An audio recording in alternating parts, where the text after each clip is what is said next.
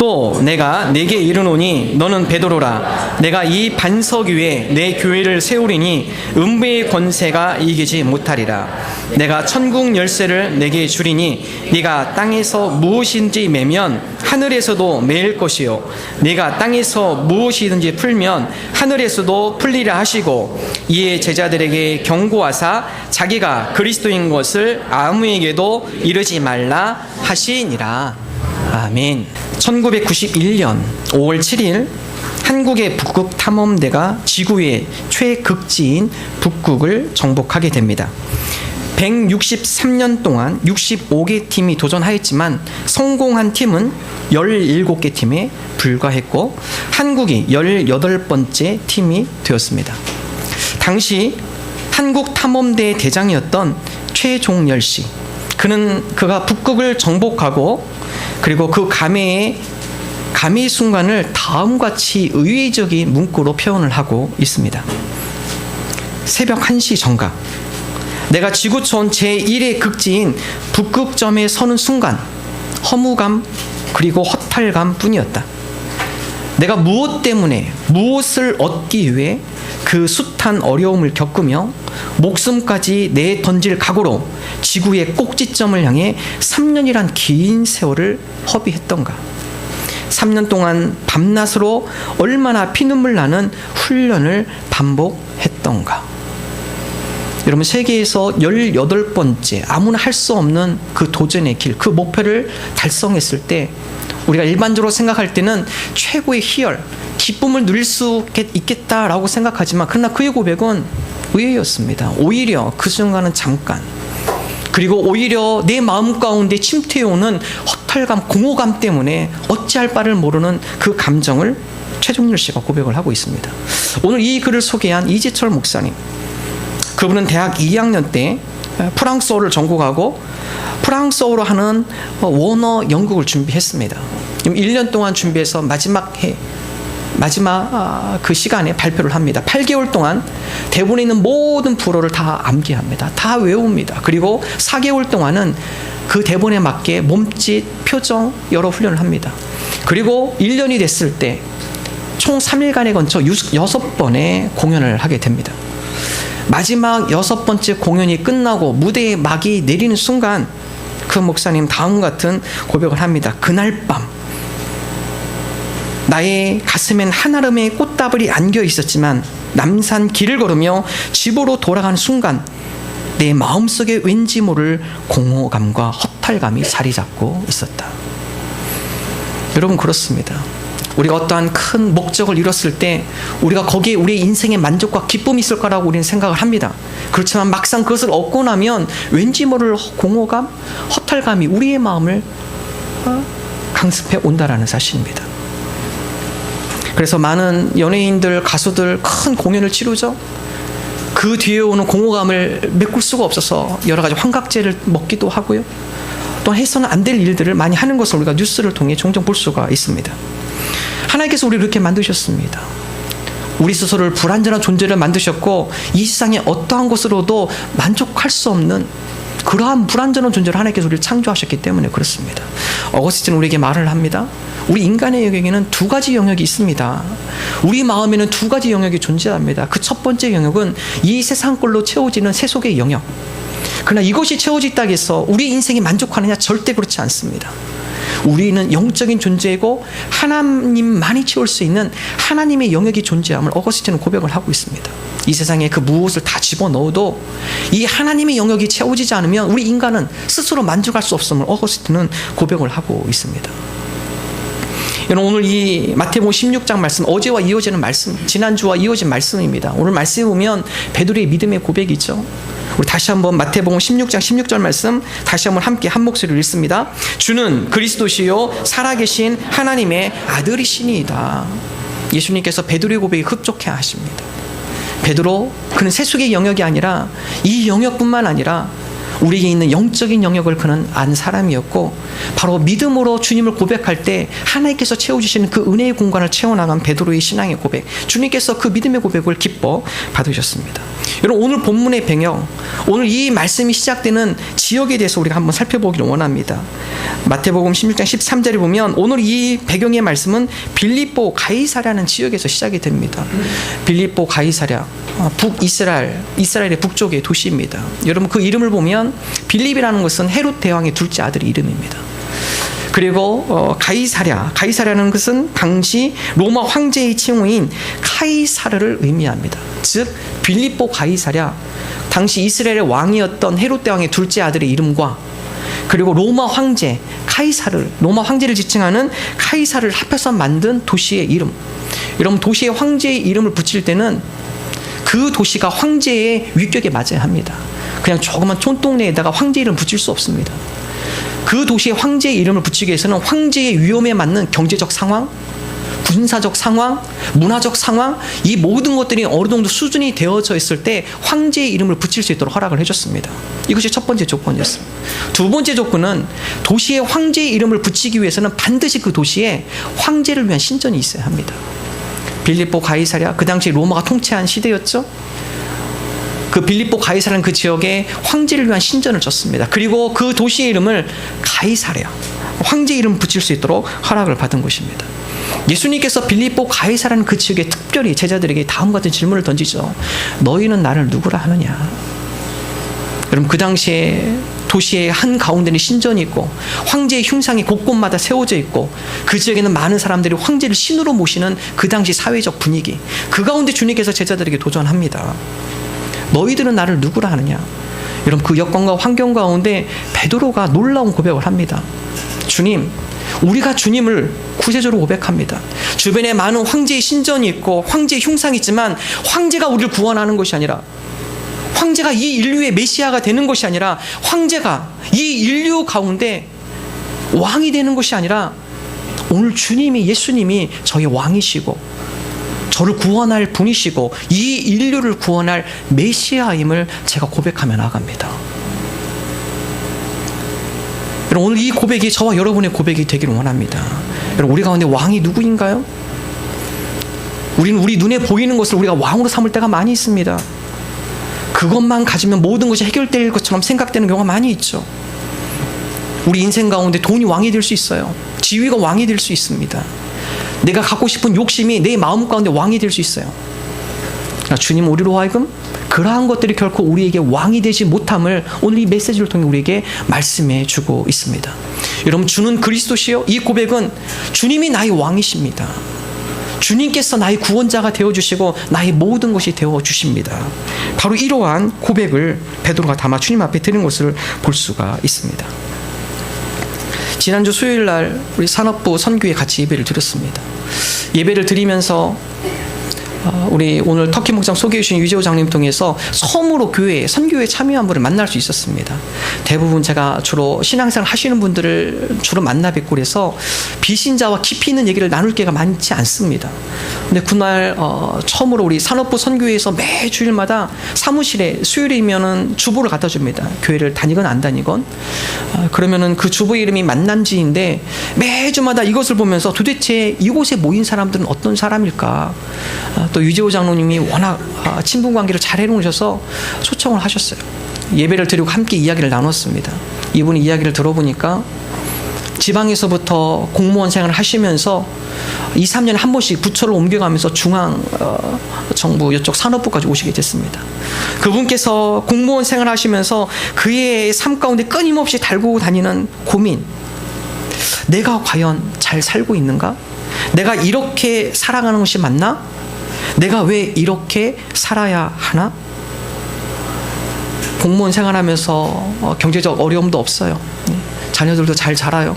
가정에 큰 어려움이 없어요. 그러나 그럼에도 불구하고 그의 삶 가운데 사라지지 않는 질문, 정말 이 길이 맞는 걸까? 내가 이렇게 사는 것이 맞는 것일까? 누군가 나에게 정확한 답변을 줬으면 좋겠는데. 그럼 당연하죠. 왜냐하면 우리는 영적인 존재이기 때문에 영적인 갈증, 혼돈을 우리가 늘 겪고 있기 때문에 그렇습니다.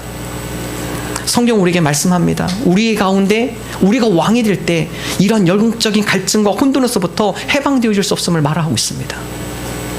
우리 삶 가운데 주는 그리스도시요 살아계신 하나님의 아들입니다. 예수 그리스도가 우리 삶 가운데 왕이 되어줄 때, 그분의 말씀에 순종하며 나갈 때 길 대신 예수님을 따라, 진리 대신 예수님을 따라, 생명 대신 예수님을 따라 우리의 인생이 하나님 앞에 보람된 인생이 되어줄 수 있음을 성경 우리에게 말씀하고 있습니다. 요한복음 3장 30절에 예수님을 만난 세례 요한의 고백에 우리가 귀를 기울일 필요가 있습니다. 세례 요한이 예수님을 만나고 그의 삶은 다음 같은 고백을 합니다. 함께 읽습니다. 그는 흥하여야 하겠고 나는 쇠하여야 하리라. 예수님을 만난 세례 요한, 그의 삶이 변화되기 시작합니다. 이제는 더 이상 내가 주인이 아닙니다. 이제는 예수님께서 주인이 되어주시고 나는 점점 쇠퇴해지고 내 삶 가운데 주님이 왕이 되어주시옵소서. 여러분, 우리가 신앙 고백을 한다는 것은 더 이상 제가 제 자존심 세우면서 제가 왕노릇하지 않겠습니다. 이제는 더 이상 내 욕심대로, 내 뜻대로, 내 마음대로 살아가지 않겠습니다. 이제는 주님께서 내 삶 가운데 왕이 되어주시고 그 주님의 말씀에 순종하며 그 주님의 진리의 길을 따라 살아가겠습니다. 여러분, 그것이 바로 형통한 삶이요 하나님이 기뻐하시는 삶을 성경 우리에게 말씀하고 있습니다. 여러분 가운데 누가 왕이신가요? 오늘 설교 본문의 제목을 누가 왕인가라고 정했습니다. 우리 가운데 어떤 왕이 자리 잡고 있습니까? 주님이신가요? 아니면 세속적인 것인가요? 이 시간 우리가 세속적인 것이 우리 삶 가운데 왕이었다면 그것을 내려놓고 우리 주님을 왕으로 모시고 주님의 말씀에 순종하며 진리의 길, 생명의 길을 걸어가는 저와 여러분 되시기를 주님의 이름으로 축원합니다. 여러분, 이러한 왕의 믿음의 고백이 있을 때 우리 가운데 나타나는 변화, 우리 가운데 주시는 선물, 바로 반석이 되어서 그 가운데 교회를 세우신다고 예수님께서 말씀하고 계십니다. 18절의 말씀 우리 함께 한 목소리로 읽습니다. 또 내가 네게 이르노니 너는 베드로라. 내가 이 반석 위에 내 교회를 세우리니 음부의 권세가 이기지 못하리라. 여러분, 교회는 바로 이 믿음의 반석 위에 세워집니다. 여러분, 교회는 사람이 모였다고 해서 세워지는 게 아니에요. 사람이 많았다고 해서 교회가 세워지는 것도 아닙니다. 교회라는 것은 바로 이 베드로의 고백, 주는 그리스도이십니다. 주님께서 우리 삶 가운데 왕이십니다. 주님께서 우리의 메시아가 되십니다. 주님께서 우리에게 구원자가 되십니다. 이 믿음의 고백이 있는 그 가운데 하나님의 교회가 세워진다고 주님께서 말씀하고 계십니다. 오늘 마태복음 16장 18절에 나온 교회라는 단어, 여러분 복음서에 처음으로 등장하는 단어입니다. 그 전까지는 교회라는 단어를 주님이 사용하지 않습니다.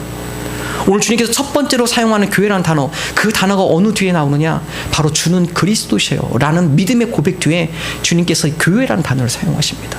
교회, 그것은 주님을 그리스도로 고백하고 주님을 왕으로 고백하는 사람들, 바로 그 사람들 가운데 하나님의 교회가 세워짐을 예수님께서 말씀하고 계십니다.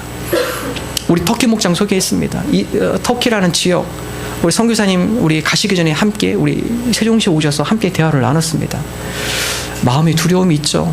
이런 불교 이슬람 국가이기 때문에 복음 전하는 게 쉽지 않습니다. 그러나 선교사님 마음 가운데 주님이 그리스도이십니다. 주님이 왕이 되십니다. 이 믿음의 고백을 가지고 나아갈 때 그 가운데 하나님의 교회가 세워질 줄로 믿습니다. 우리 목장에서 우리 선교사님을 섬깁니다. 필리핀 목장 박운수 장로님 산업부 차관보 은퇴하시고 본인은 가기 싫었지만 주님께서 망향족 아이들의 눈을 보여주시고 그 가운데 왠지 가야 한다는 거룩한 부담감을 주시고, 망향족 그 가운데 어떠한 기독교 신자도 없었죠. 어떠한 교회도 세워지지 않았습니다. 그러나 주는 그리스도시요 살아계신 하나님의 아들입니다 라는 믿음의 고백을 가지고 박운수 장로님 그 망향족 부족 가운데 들어갔을 때 하나님의 교회가 세워지기 시작합니다. 지금 수십 개의 교회가 세워졌습니다. 태국의 김한조 선교사님 불교의 땅이죠. 그래, 그 선교사님이 주는 그리스도시요 살아계신 하나님의 아들입니다. 그 믿음의 고백을 가진 한 사람이 그 땅에 들어갔을 때 치앙라이라는 그 지역 가운데 하나님의 교회가 세워집니다. 자카르타의 왕충은 선교사님, 북한 목장, 사랑다리 조시오 논사님, 주는 그리스도요 살아계신 하나님의 아들입니다라는 믿음의 고백, 그 믿음의 고백을 가지고 나갈 때 하나님께서 그 가운데 믿음의 반석을 삼으셔서 그 가운데 하나님의 교회를 세워 나가시는 것을 우리가 눈으로 보고 그분들을 통해서 우리가 간증으로 들을 수가 있었습니다. 우리나라에 처음으로 선교사를 오신 언더우드 선교사님 1885년 그분께서 다음 같은 기도문을 썼습니다. 오 주여, 지금은 아무것도 보이지 않습니다. 주님께서 메마르고 가난한 땅, 나무 한 그루 시원하게 자라 오르지 못하고 있는 땅에 저희들을 옮겨와 앉히셨습니다. 그 넓고 넓은 태평양을 어떻게 건너왔는지 그 사실이 기적입니다. 주께서 붙잡아 뚝 떨어뜨려 놓으신 듯한 이곳, 지금은 아무것도 보이지 않습니다. 보이는 것은 고집스럽게 얼룩진 어둠뿐입니다. 어둠과 가난과 인습에 묶여있는 조선 사람뿐입니다. 그러나 주님, 순종하겠습니다. 겸손하게 순종할 때 주께서 일을 시작하시고 그 하시는 일을 볼 수 있는 날이 있을 줄 믿습니다. 그럼 언더우드 선교사의 기도입니다. 그 땅 기독교 신자가 없었지만 바로 주는 그리스도시요 살아계신 하나님의 아들입니다라는 믿음의 고백을 가지고 이 땅 가운데 그가 도착했을 때 하나님께서 그 믿음을 기반으로 삼으셔서 하나님의 교회를 세워나가신 것을 우리는 역사를 통해 잘 알고 있습니다. 여러분, 그렇습니다. 바로 이러한 믿음의 고백이 있을 때 우리가 하는 직장 가운데 하나님의 교회가 세워지는 것이죠. 우리에게 바로 이러한 믿음의 고백이 있을 때, 살아계신 주님에 대한 믿음의 고백이 있을 때 우리 가정 가운데 하나님의 교회가 세워지는 것입니다. 여러분, 교회라는 것은 하나님이 다스림을 의미합니다. 하나님의 통치가 그 가운데 세워지는 것이고 하나님의 은혜가 그 가운데 세워지게 되는 것입니다. 저희 교회에 선생님들이 몇 분 계십니다. 예전에 이런 얘기 들은 기억이 납니다. 선생님들 처음에 이쪽 발령 나시고 다 외지에서 오신 선생님들 때문에 잘 모르시죠. 여러 가지 업무적으로도 힘들고 여건과 환경들이 이렇게 좋지 않은 상황, 그 마음 가운데 기도해야겠다는 하나님께서 주시는 거룩한 부담감, 여러 가지 힘들고 어렵지만 주님, 이 상황 가운데 우리가 기도하기를 원합니다. 믿음을 가지고 기도하기 시작합니다. 기도하는 것을 지나가는 선생님 보세요. 선생님 뭐 하세요? 제가 크리스찬인데 제가 학교를 위해서 또 우리 학생들을 위해서 기도합니다. 그래요? 선생님, 저도 크리스찬이에요. 그럼 수업 끝나고 우리 같이 기도하죠. 한 명이 두 명이 돼요. 두 명이 또 다시 세 명이 돼요. 세 명이 네 명이 됩니다. 믿음의 고백이 있으면 그 고백 가운데 하나님의 교회를 하나님께서 세우시는 것을 제가 들을 수 있었습니다. 여러분, 그렇습니다. 이 믿음이 생길 때 우리가 가는 곳곳마다 하나님의 통치와 다스림이 세워질 줄로 믿습니다. 우리가 이러한 믿음으로 세워지는 저와 여러분 되기를 주님의 이름으로 축원합니다. 여러분, 우리 자녀들도 마찬가지입니다. 우리 자녀들을 우리의 부모가 가르치는 것이 아니라 우리 자녀들 마음 가운데 하나님 나라가 이루어지게 하여 주옵소서. 우리 자녀들이 주는 그리스도시요 살아계신 하나님의 아들입니다라는 믿음의 고백 가운데 주님의 통치와 다스림이 우리 자녀들 마음 가운데 세워지게 하여 주옵소서. 여러분, 가장 확실한 교육이에요. 부모가 아무리 얘기해도 자녀들 마음 가운데 감동이 안 되고 설득이 안 되면 변하지가 않아요. 그러나 그들 스스로 마음 가운데 주님께서 다스려 주시고 주님께서 그들을 깨닫게 해주시고 주님께서 그들에게 통치하여 주실 때 그들이 삶 가운데 아름다운 하나님의 나라를 그들이 세워나갈 수 있다는 사실입니다. 우리 자녀들로 하여금 주는 그리스도요 살아계신 하나님의 아들이라는 믿음의 고백, 우리가 신앙 가운데 믿음 가운데 우리 자녀들을 하나님의 일꾼으로 잘 양육하는 지혜로운 부모들 되게 하여 주옵소서. 여러분, 우리 신앙도 마찬가지입니다. 어느 한 한의사가 있었습니다. 암, 당뇨, 간염 등 완치하기 힘든 병을 잘 고친다는 한의사로 소문이 났습니다. 환자들이 기대를 하고 이 한의사를 만나러 갑니다.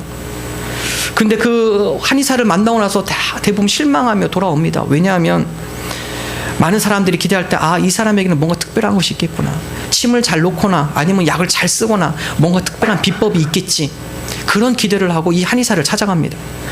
그런데 이 한의사가 제시하는 것은 특수한 비법이 아니었습니다.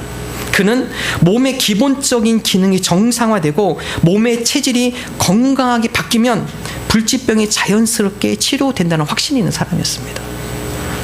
다른 거 잘 써서 그런 것이 아니라 가장 기본적인 거, 먹지 말할 거 먹지 말고, 챙겨 먹을 거 잘 챙기고, 무리하지 않을 때 좀 쉬어주고, 적당히 그 사람의 체질에 맞게 운동을 해주고, 가장 기본적인 것, 이것을 잘 잡아주는 것이 그 사람으로 하여금 몸을 건강하게 만드는 비결임을 이 사람은 알고 있었습니다. 여러분, 몸만 그럴까요? 우리 몸이 그렇죠. 우리 몸이 이상이 있는 거, 먹지 말을 거 자꾸 먹고, 쉬어줘야 할 때 쉬어주지 못하고, 우리가 과로하게 되고, 스트레스 받지 말을 곳에 스트레스 받고, 우리 몸의 정상적인 기능이 되지 않는다라는 것이죠. 그러나 정상적인 기능을 될 수 있도록 그것을 잡아주면 우리의 몸이 건강을 회복할 수 있다는 것이죠. 우리 신앙도 마찬가지입니다. 신앙의 건강, 가장 기본적인 거 잘 하시면 됩니다. 다른 거 특별한 비법 전수, 어느 누구 보니까 그분의 특별한 거 있다 따라가서 별거 없어요. 가보시면 갈 필요도 없고 별거 없습니다. 가장 기본적인 거 잘 하세요. 우리 신앙 가운데 주는 그리스도시요 살아계신 하나님의 아들입니다라는 믿음의 고백, 이 고백을 서로 함께 나누며 삶 가운데 살아계신 하나님을 우리가 함께 믿음으로 간증하며 나누는 것. 여러분, 초대교회가 바로 그런 교회였습니다. 그들 어떤 특별한 세미나를 한 것도 아니고 특별한 비법을 전수받은 것도 아니죠. 예수님께서 승천하신 이후에 그들이 믿음을 가지고 삶 가운데 주님을 의지하며 살아갔을 때 그 가운데 주님께서 보여주신 주님의 놀라운 은혜와 간증들, 이런 이것을 저녁에 함께 모여서 밥을 나누며 그들의 믿음의 삶을 나누며 함께 기도하며 그 가운데 초대교회 공동체라고 하면 그 지역 가운데 영향력 있는 많은 백성들한테 영향력을 주는 공동체가 되어줬다는 것이죠. 여러분, 우리 믿음의 삶도 마찬가지입니다. 가장 기본적인 것, 주는 그리스도시요 살아계신 하나님의 아들입니다. 이 믿음의 고백으로 우리 삶을 해석해 나가는 것, 우리 삶 가운데 살아계신 하나님의 역사의 손길을 믿음으로 고백하는 것, 여러분, 거기에 건강한 신앙인이 탄생하는 것이고 우리의 믿음이 성장하게 되는 것입니다. 여러분, 이 장이 바로 목장이죠. 우리가 한 주간 살아가면서 여러 가지 삶의 이야기, 이것을 우리가 신앙의 관점으로 해석하기 시작합니다. 힘들고 어려웠지만 그러나 그럼에도 불구하고 한 주의 삶 가운데 하나님께서 우리에게 역사하신 일들은 어떤 일이 있는가? 하나님께서 우리 가운데 보여주신 하나님의 은혜의 손길들은 무엇인가? 이것을 믿음으로 고백하며 간증하는 것, 살아계신 주님에 대한 믿음의 고백입니다. 여러분, 이것을 우리가 간증하며 나갈 때 그 믿음이 우리를 붙잡아 준다라는 사실입니다. 여러분, 그러한 믿음의 고백 가운데 교회가 세워지고 그 가운데 주시는 선물이 있어요. 그것이 바로 18절의 말씀입니다. 우리 함께 한 목소리로 읽습니다. 또 내가 내게 이르노니 너는 베드로라. 내가 이 반석 위에 내 교회를 세우리니 음부의 권세가 이기지 못하리라. 여러분, 베드로의 믿음의 고백, 주는 그리스도시요 살아계신 하나님의 아들입니다. 여러분, 이 믿음의 고백 위에 교회가 세워지죠? 우리 가운데 하나님의 통치가 세워지죠. 그 다음에 나타나는 변화, 어떠한 환난과 시련이 와도 넘어지지 않습니다. 오늘 성경 말씀에 보면 이 반석에 내 교회를 세우리는데 음부의 권세가 이기지 못할 것이다. 음부의 권세라는 것은 죽음의 문을 의미합니다. 인간에게 가장 두려운 고통, 가장 두려운 존재, 죽음이죠. 그 음부의 권세가 너를 이기지 못할 것이다. 이 땅 가운데 가장 두려운 요소, 이 땅 가운데 우리를 가장 고통스럽게 하는 그 고통, 그것이 우리를 이기지 못할 것임을 예수님께서 선언하십니다. 우리에게 이런 믿음이 있을 때 우리 가운데 여러 파도가 있을 수 있어요. 인생에 여러 가지 장애물이 있을 수 있습니다. 그러나 이 믿음의 고백이 살아있는 분, 그분은 절대 쓰러지지 않습니다. 반석 대신 예수님께서 우리를 붙들고 계시고 반석되는 주님께서 우리가 쓰러지지 않도록 우리를 지탱해 주신다라는 사실입니다. 바로 그 믿음의 고백이 있을 때 우리가 삶 가운데 믿음으로 승리하며 나갈 수 있다라는 사실입니다. 바울은 다음과 같이 고백합니다. 로마서 8장 35, 37절 함께 읽습니다. 누가 우리를 그리스도의 사랑에서 끊으리요? 환난이나 곤고나 박해나 기근이나 적신이나 위험이나 칼이랴. 그러나 이 모든 일에 우리를 사랑하시는 이로 말미암아 우리가 넉넉히 이기느니라. 여러분, 그렇습니다. 이 믿음의 사람 앞에 그 어떤 세상 것도 환난이나 공고나 박해나 기근이나 적신이나 위험이나 칼이나 그 어떤 것도 이 믿음의 사람을 쓰러뜨릴 수 없죠. 예수님의 제자들의 삶이 그랬습니다. 물고기 낚는 어부들, 사람을 낚는 어부로 변화시키신 예수님, 그 믿음의 반석에 어떤 시련이 와도 그들이 쓰러지지 않습니다. 사도 바울 주님을 만나고 난 뒤에 그가 몇 번이나 죽을 고비가 있었지만 그러나 그것도 그를 쓰러뜨리지 못합니다. 믿음의 고백이 있는 자, 그는 바로 반석 위에 세워진 자요, 어떤 시련과 고난이 와도 쓰러지지 않는 굳건한 믿음의 사람이 되는 줄로 믿습니다. 우리가 이 베드로의 고백 위에, 우리의 믿음의 반석 위에 우리 신앙이 잘 세워지는 저와 여러분 되기를 주님의 이름으로 축원합니다. 또 한 가지 주는 선물, 바로 천국의 열쇠이죠. 다시 19절의 말씀 우리 함께 한 목소리를 읽습니다. 내가 천국 열쇠를 내게 주리니 네가 땅에서 무엇이든지 매면 하늘에서도 매일 것이요 네가 땅에서 무엇이든지 풀면 하늘에서도 풀리리라 하시고. 여러분, 그런 믿음의 반석에 세워지고 인내하며 나갈 때 주님께서 나를 붙들어 주시고 힘주시고 능력 주셔서 여러 가지 험한 파도를 거치며 나갈 때 그 다음에 우리가 누릴 수 있는 축복, 천국 열쇠입니다. 저는 이것을 마스터키라고 표현하고 싶어요. 마스터키는 어떤 역할을 하죠? 천국 열쇠는 하늘의 비밀을 푸는 것입니다. 하늘의 비밀이 무엇일까요? 우리 삶 가운데 풀리지 않는 매듭들이 있습니다. 이해가 되지 않는 우리 삶의 여러 가지 매듭들이 있어요. 하나님께서 나로 하여금 왜 저 사람을 만나게 했을까? 하나님께서 나로 하여금 왜 저 사람과 결혼하게 하셨을까? 하나님께서 우리 가정 가운데 이런 고통과 어려움을 주실까? 하나님께서 왜 우리 자녀들에게 이런 시련을 주실까? 내 사업 가운데 이런 어려움을 주실까? 내 인생이 잘 풀리지 않을까? 나름마다 다 매듭이 있습니다. 중요한 것은 우리가 이 믿음의 고백을 가지고 환난 가운데 인내하며 버티는 자, 그들에게 그 매듭을 풀릴 수 있는 천국 열쇠 마스터키를 하나님께서 주신다라는 것입니다. 잘 몰라요 지금도. 그렇지만 인내하고 믿음으로 기다리며 나갈 때 언젠가 그 매듭이 풀려요. 하나님께서 이런 과정 때문에 내 삶 가운데 이런 매듭을 묶어 놓으셨구나. 여러분, 세상의 지혜로 잘 풀리지 않습니다. 그러나 이런 믿음의 반석에 우리가 인내하며 나갈 때 하나님께서 하늘의 비밀을 풀릴 수 있는 키를 주시는 것이죠. 과거가 이해가 돼요. 고난이 이해가 돼요. 나의 삶 가운데 어려움들이 하나하나씩 해석이 되기 시작합니다. 이것이 바로 천국 열쇠를 우리에게 허락해 주신다는 사실입니다. 여러분, 요셉이 그랬죠. 감옥 생활, 노예 생활, 그 인생은 매듭이 묶일 대로 묶인 인생이었습니다. 당신은 몰랐어요. 하나님께서 왜 나를 이렇게 인도하실까?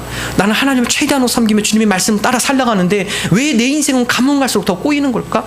풀리다 하면서 풀리지 않아요.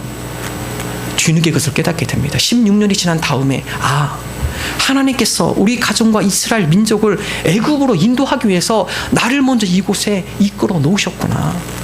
그때는 잘 모르지만 믿음 가운데 인내하며 승리하며 나갈 때 언젠가 그 매듭이 풀릴 수 있도록 하나님께서 천국 열쇠를 허락해 주신다라는 사실입니다. 우리가 믿음의 인내 가운데 하나님께서 선물해 주시는 천국 열쇠를 받고 마스터키를 받고 우리 인생이 해석되기를 원합니다.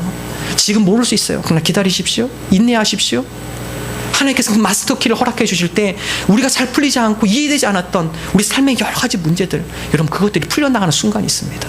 여러분, 그럴 때 나타나는 현상, 우리의 미래도 주님께서 책임져 주실 거구나, 우리의 미래도 주님께서 인도해 주실 거라는 주님에 대한 확고한 믿음이, 주님에 대한 확고한 신앙이 우리 가운데 자리 잡는다라는 것입니다. 우리가 이러한 믿음으로 주님 앞에 나가는 저와 여러분 되기를 주님의 이름으로 축원합니다. 여러분, 마치 퍼즐 조각을 맞추는 것 같아요. 몇 조각 맞출 때는 잘 풀리지 않습니다. 그림이 잘 보이지 않아요. 그러나 인내하며 나갈 때 하나님께서 마스터키로 하늘의 지혜를 열어주실 때 우리 이 땅 가운데 있는 매듭들, 그것들이 풀리면서 하나의 멋진 그림을 볼 수 있고 우리의 인생을 이해할 수 있을 것입니다. 우리의 삶을 해석할 수 있을 것입니다. 주님, 우리가 이러한 믿음의 반석에 세워지게 하시고 인내하게 하시고 하나님의 놀라운 신비의 비밀을 깨닫게 하시고 우리 인생을 이해하며 해석하는 그런 믿음의 사람 되게 하여 주옵소서. 이러한 믿음을 고백하며 나가는 저와 여러분 되시기를 주님의 이름으로